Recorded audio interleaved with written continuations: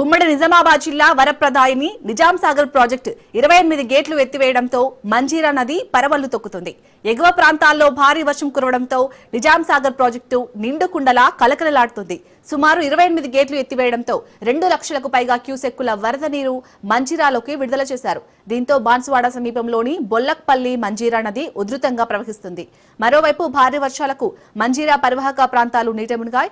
సాలూరా మండలంలోని మంజీరా నది పరివాహక గ్రామాలు కాచాపూర్, హుంసా, మందర్నా గ్రామాలు పూర్తిగా జలదిగ్బంధంలో చిక్కుకున్నాయి. వరద ఉధృతి గంటకు పెరుగుతుండటంతో గ్రామాల్లోని ప్రజలను సురక్షిత ప్రాంతాలకు తరలించడానికి అధికారులు ప్రయత్నాలు చేస్తున్నారు. ఎన్డీఆర్ఎఫ్ బృందాలు గ్రామాలకు చేరుకొని సహాయక చర్యలు చేపట్టాయి.